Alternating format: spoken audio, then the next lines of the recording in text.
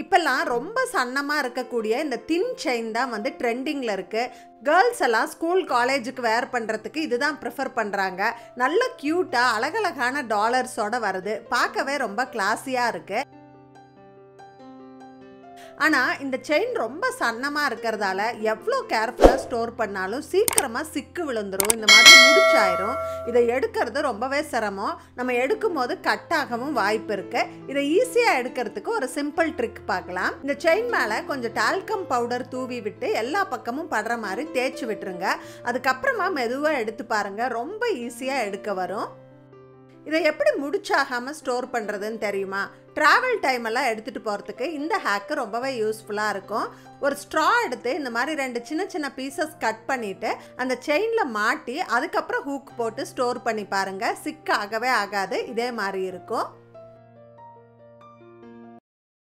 இது போல் நிறைய useful tips தெரிஞ்சுக்க கீழே ஃபுல் வீடியோ டேக் பண்ணியிருக்கேன், செக் பண்ணி பாருங்கள்.